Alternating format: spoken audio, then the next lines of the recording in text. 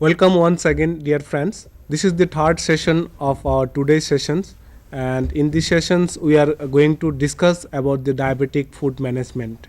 As you all are aware, that diabetic is the one of the very difficult type of disease, and it is itself is a disease, and it is also a risk factor for many other diseases like hypertension, coronary artery disease, and among it has got lot of complication. It has got complication in eyes like heart and all over the body. Among them the food, like ulcer in food and some problem in food is the one of the major complication, and management of those complications are very much important for the diabetic patient.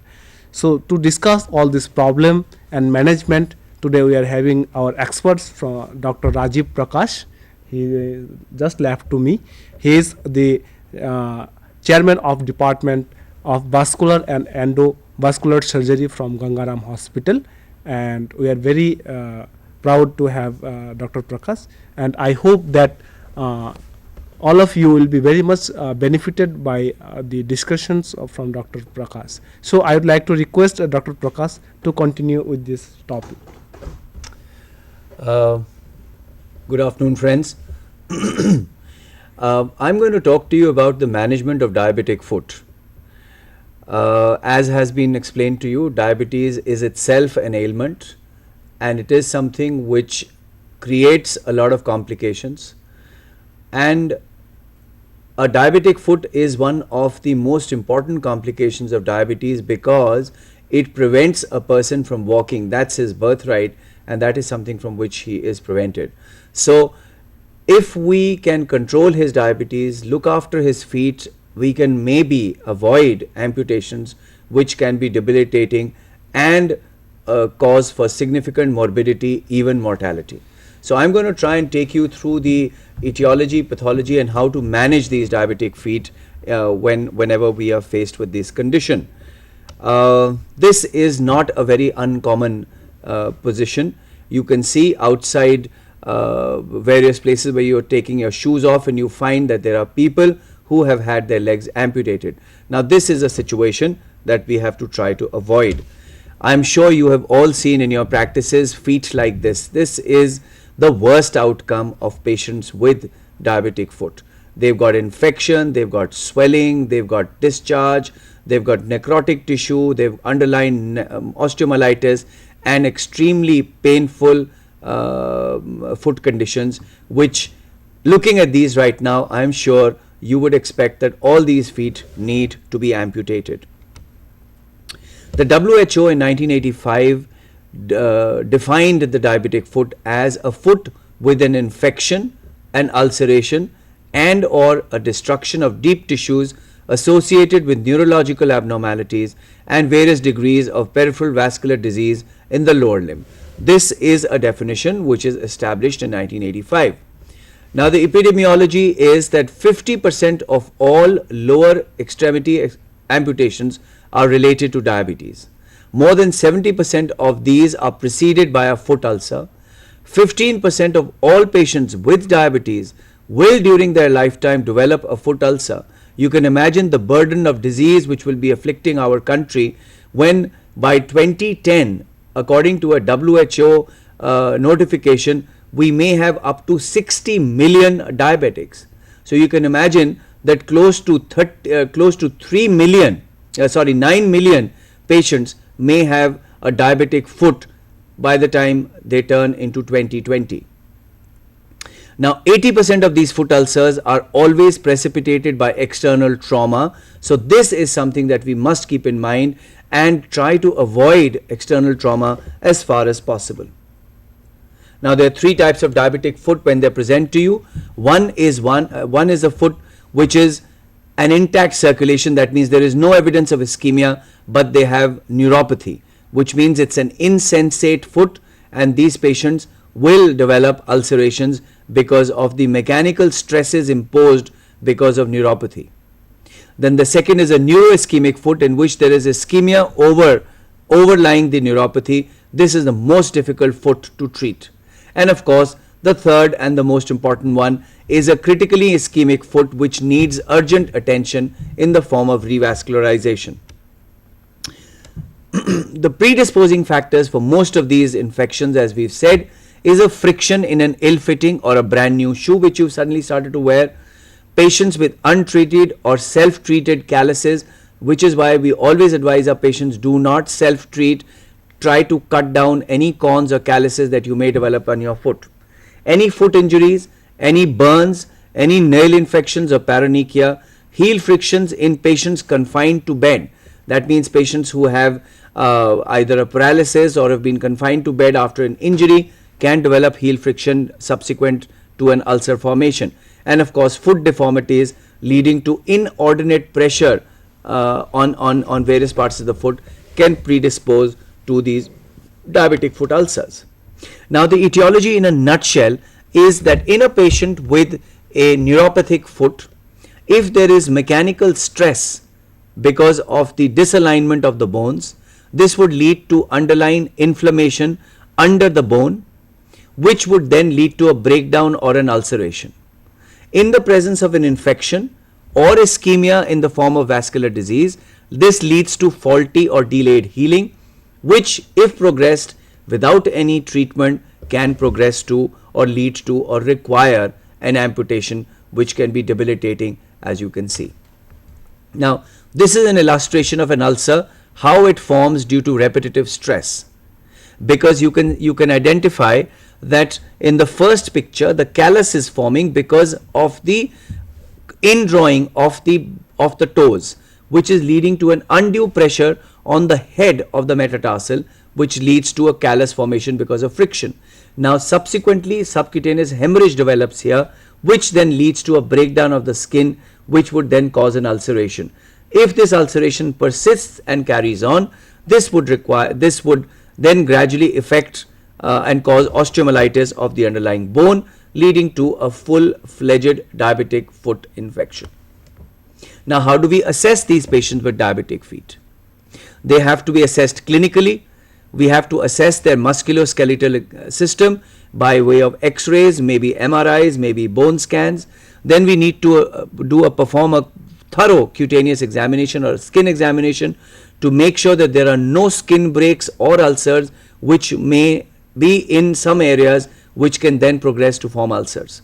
Then of course you have a detailed neurological examination, and of course lastly but not the most and the most important is a detailed vascular examination, as don't forget that any foot without a blood supply can never heal regardless of what you do to it. So vascular supply is extremely and paramount in ulcer healing. The ulcers which are present in the foot, 50% of these ulcers are on the toes because of the undue pressure. 30 to 40% are on the plantar metatarsal head, as I've just shown you in the previous slide. 10 to 15% could be on the dorsum of the foot. 5 to 10% are around the ankle, and up to 10% of these ulcers are multiple in different sites. Now we have a very important test that we perform, a sterile probe. A sterile probe is used to probe the patient's ulcer. A gentle probing can give you a lot of information. It can detect if there is a sinus tract. It can detect whether there is undermining of ulcer margins, collection of any pus or any pus loculations, or whether there is involvement of any tendon sheaths, bone or joint. If a probe touches a bone, as we probe it, it has a very high predictive value for osteomyelitis, which is called a positive probe to bone test. We then subsequently subject these patients to a neurological examination. It's a very simple and a straightforward test. We have these 10-gram monofilament fibers which will bend under pressure, and if this needle, monofilament is pressed and on the plantar aspect of the foot, you can identify those spots 1, 2, 3, 4, 5, 6, 7 and 8 and 9. If you can try to probe those areas, and if the patient cannot feel the test, the pinprick there, this is an indicator for peripheral sensory neuropathy and loss of protective sensation. This is a typical foot at risk and is likely to break down, causing an ulcer. Now, if you feel that there is osteomyelitis because of a probe which is positive, which has struck a bone, we must go looking for it. Leave no stone unturned to identify, detect the presence of osteomyelitis, because if there is underlying osteomyelitis, the wound that you're trying to heal will never heal. So a plain x-ray up to an MRI, maybe going up to a bone scan or an MRI may be required to identify underlying osteomyelitis. We may require certain sophisticated tests like a white cell scan or a leukocyte scan, which can unfortunately mimic some cases of Charcot's joint. I'll talk to them about in a little while. And of course, an MRI test can also give us information if there is underlying osteomyelitis. And if nothing else is positive, we can perform a bone biopsy to confirm our diagnosis. Coming to the vascular assessment, which is critical for the healing of wound ulcers, we have two types of assessments. One is the clinical examination and the other are the investigations. Clinically, we need to look at the change in the color, the change in the temperature, because if a foot is cool or colder than the other foot, there is no other diagnosis except vascular ischemia. We must carefully observe the foot pulses in the front as the dorsalis pedis or the posterior tibial, and we must also look for capillary refill if we are unable to palpate these pulses. Of the investigations, we have a simple Doppler, a pocket Doppler examination, which will pick up these pulses if they are not felt or palpable. Then we can follow it up with an ankle brachial index, which is a percentage of the, or a ratio between the ankle and the brachial systolic pressure. Then we measure the transcutaneous partial pressure of oxygen on the skin, which can give us a fair degree of a fair idea whether the ulcer that we are looking at is going to heal or not. And then of course we need a duplex scan or a color coded Doppler scan, which can give us an exact area or localize the area of occlusion. These are the three machines. The handheld Doppler, as you can see on the left hand side, this gives us a lot of information. If the pulse is not palpable, we can tie a blood pressure cuff just above the ankle and look for and try and detect the systolic pressure. If that is less than 20 millimeters less than what is there for the brachial, this is significant arterial obstruction. This definitely needs the attention of a vascular surgeon who would be able to increase the blood supply. Only then will the ulcer heal up. This machine, which is called the ABI measurement machine, this is a phlebograph machine, Vasolab, which is present in vascular departments, which can give you an ankle brachial index in a computerized manner within about 5 minutes. The transcutaneous partial pressure of oxygen can be monitored on the ischemia monitor. We have 6 channels and we can actually pick up the concentration of oxygen along the skin in the foot using this machine. These are, of course, as I said, sophisticated machines, but they can be an hour of help if you have them in your laboratory. This is a duplex examination. This is done by an experienced observer. Somebody who knows and understands vascular disease will be able to pick up if there is any arterial occlusion in the territory of the ulcer, because if that has been detected, no amount of treating and healing will ever make the ulcer heal unless the arterial deficit or the arterial occlusion has been taken care of by some definitive procedure, which can be either an angioplasty. We perform an angiography. You can see on the first photograph on the left, you can see that there is a almost total occlusion of the superficial femoral artery in the middle of the thigh. And the second photograph shows you a balloon which has been inflated in that area, and the last picture shows you that the whole artery has been completely opened up and there is good contrast downflowing into the leg, thereby relieving the arterial obstruction, and this ulcer will definitely heal up. In case an arterial angioplasty is not possible, we can subject these patients to arterial surgery, surgical bypass procedures in the form of using a PTFE bypass grafts, or a vein bypass can be used to increase the flow to facilitate healing.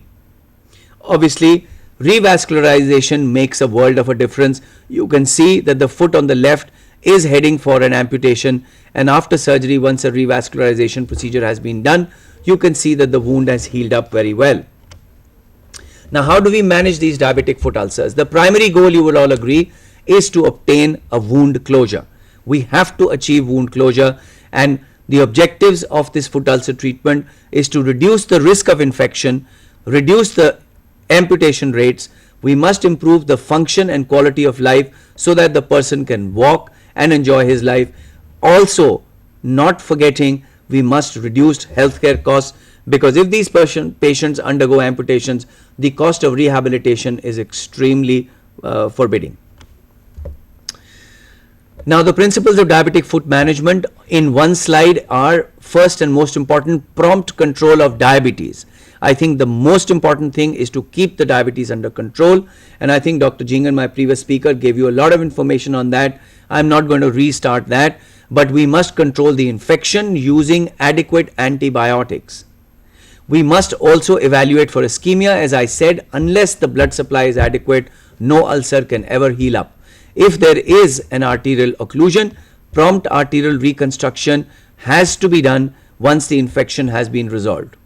Now, another very important aspect of allowing the wound to heal is to completely offload the whole area which is under pressure or is ulcerated by using what we call a non-weight bearing regimen. We create special shoes and orthoses for these patients to completely offload the area so that we give time for the ulcer to heal. Secondary procedures such as debridement using ultrasonic guided debridement procedures, toe amputations, flaps, skin grafts, free flaps, all these can be used to create a situation in which the ulcer heals up. Then we have certain pharmacological agents like platelet derived and epidermal growth factors which can promote healing. Obviously, in advanced cases, nothing short of an amputation for gangrene has to be performed. There is a long list of antibiotic choices for diabetic foot infections, but if the patient has come to you initially, the first antibiotic regime to use, it should be obviously broad spectrum. So the first one to start off with is a good combination of ampicillin and cloxacillin along with clavulanic acid. It's a very good mixture to start off, antibiotic to start off with, along with either this, or you can also use one of the ofloxacins along with tinidazole or onidazole as a combination. The only US FDA approved antibiotic only for use for diabetic foot ulcers is ertapenem, which is a latest generation imipenem family, and this has been classified as a antibiotic of choice for diabetic foot ulcers by the US FDA. There are other antibiotics, as you can see, according to the sensitivity, they can be used in various regimes.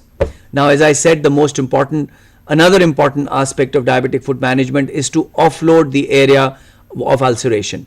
We can actually put them into a total contact cast. We can completely isolate the whole foot so that the ulcer is completely kept off weight bearing. We can have special shoes which can be formulated for these patients.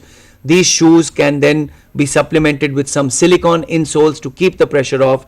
And then, of course, there are certain surgical techniques which can be tried, in which we can do Achilles tendon lengthening to reduce the pressure on the ulcer area. We can do silicone injections in the pressure areas. We can do a metatarsal head resection to remove the pressure. Osteotomies, arthroplasties, osteectomies, exostectomies, and external fixation can all be done in conjunction with orthopedic consultations to try to basically offload the patient's foot so that the ulcer heals up. Then, of course, you have other techniques of either putting the patient onto a bed rest, giving him a crutch or a wheelchair, giving him offloading dressings. We can give him some padding which can take the pressure off the foot so that the ulcer is given time to heal.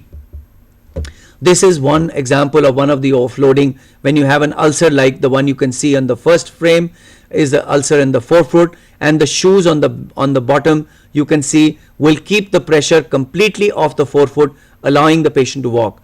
Basically, there will be no pressure of the body weight so that the ulcer then gets time to heal. This is another example of a mid-foot ulceration, and you can get this cast made in which the pressure is completely kept off the mid of the foot and it is transmitted to the front and the back so that the ulcer patient can continue to walk while the ulcer gets time to heal. Now, the treatment of ulcers, as I've already said, we have to obtain wound closure, and we use certain moist wound dressings for this. This prevents tissue dehydration. If you use dry dressings, these ulcers become very dry, and this would then obliterate the chances. We will stop the chances of proliferation of the ulcer. Of the skins to heal. So this would increase the breakdown of the dead tissue and fibrin, which will contribute to the autolytic debridement, which will clear up the ulcer, which then potentiates the interaction of growth factors with their target cells. This would further reduce the infection and also is associated with less pain, because these are only dressings and do not require any surgical debridements. As I talked about certain growth factors, which is one is the PDGF, or the platelet derived growth factor, which is bicaplermin, which is available, which is marketed as Region D in North India. It's a growth factor which simulates chemotaxis and mitogenesis of neutrophils, fibroblasts and monocytes, and well as other components which will form the cellular basis of wound healing. We also have the availability of bioengineered skin, which is called Appligraft, and Dermagraft, which can be derived from fibroblasts of neonatal foreskins, which can be used as temporary skin covers while the ulcer is healing from below.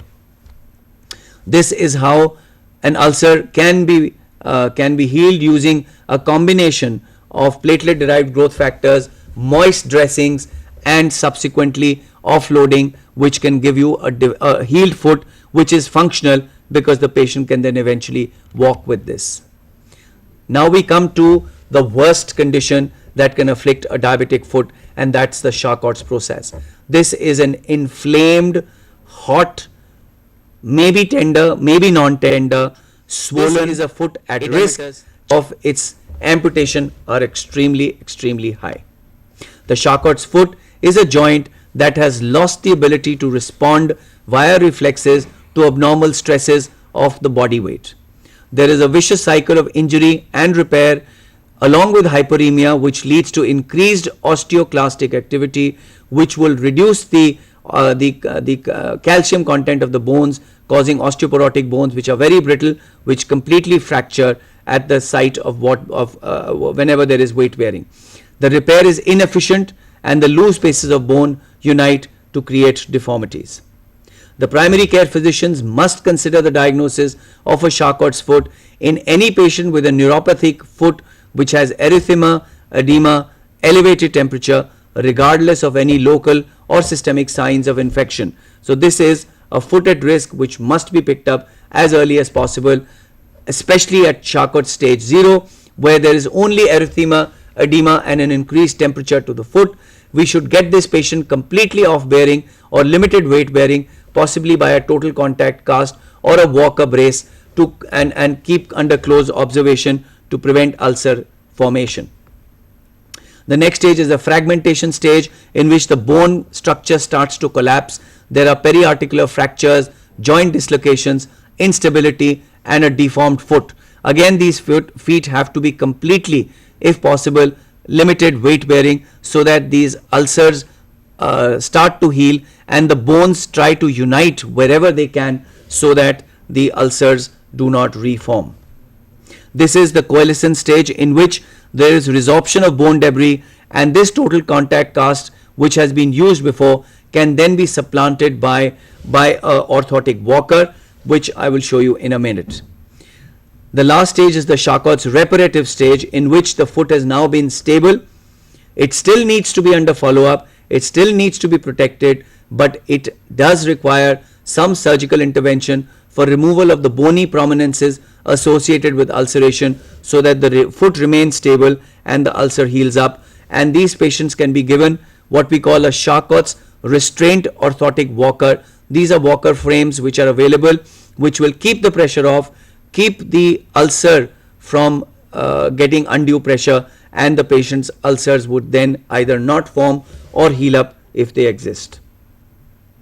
Now, coming to the worst case scenario in a diabetic foot, where is the place for an amputation in diabetic foot?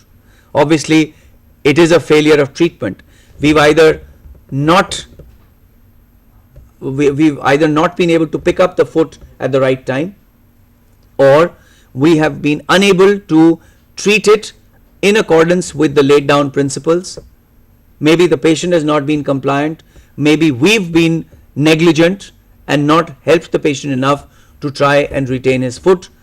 But in a situation in which there is life-threatening septicemia developing, the patient is going into renal shutdown and renal failure, this is taken as a positive procedure because it achieves relief of symptoms, it removes the dead and the severely ischemic infected tissue, and thereby restoring function and quality of life. So this is something which should not be taboo, it is something which can be used. Now the indications for amputations, that you would agree, would be if there is extensive tissue loss, there is severe infection which is uncontrolled despite using all possible combinations of antibiotics, all possible therapies have been tried, and there is no reasonable prospect of revascularization leading to a functional foot. This would be an absolute indication for an amputation in a diabetic foot. Now a take-home message for you for a diabetic foot would be that the patient must have blood sugar control, adequate blood sugar control, stop smoking, do not walk barefoot, because the fact that this patient has neuropathy and probably has an insensate foot, meaning that he cannot appreciate trauma, he is very likely to suffer from external trauma which can start off an ulcer. So do not allow him to walk barefoot. He must maintain hygiene, must look at his feet and examine them on a day-to-day basis. He must cut his nails straight, should not try and curve them down to the sides, which can give rise to an ingrowing toenail. He should not cut his corns and his calluses unless they've been supervised by a trained orthoptist or a chiropodist or a podiatrist or a surgeon trained in these corns and callosities. He must wear white cotton socks. You'll be wondering, why white cotton? Simply so that every time the socks are taken off, if there is any ulceration, any discharge, any loss of blood, any pus discharge, it will be picked up immediately if it's a white cotton sock. So that's the reason why white cotton socks for diabetes are advised. And of course we must have proper fitting footwear which does not bite into your foot, is not too tight, is not too loose, and does not cause any friction and callosities and corns. And of course regular checkup by a trained podiatrist is mandatory for these patients. Now I'm going to summarize for you students and give you a summary of the management of a diabetic foot ulcer. The goal as always would be to improve the circulation, and there we would use non-invasive vascular testing, we would use an angioplasty and a vascular surgical bypass if required to improve the circulation. We must reduce the edema by using intermittent external compression devices and leg elevation, maybe with the use of some diuretics to reduce the edema. The pain must be managed by using analgesic agents, making sure that they are not nephrotoxic. We must relieve the anxiety of the patients, thereby reducing their pain. We must treat their infection by using adequate performing antibiotics either orally or parenterally. We must use culture and exactly examine, we must culture the discharge and use the antibiotic sensitivities and then treat the infection adequately. X-rays, CT scans, bone scans, and MRIs must be done to identify if there is any underlying osteomyelitis, because if that is so, that has to be treated adequately. We must improve metabolic control. There must be a sharp blood glucose regulation and avoid malnutrition. We must give them non-weight bearing footwear so that there is no pressure on any of the ulcers. We can use total contact casts, we can use silicone insoles, we can use crutches, wheelchairs, bed rest, whatever it takes to keep the pressure off. Of the topical treatment, we must use debridement, either surgical or ultrasound assisted, regularly to keep the wounds clean. We must use dressings, which should be preferably moist dressings, using topical agents which can increase healing in the form of growth factors, and of course appligrafts and skin grafts which can be used at the right time. Foot surgery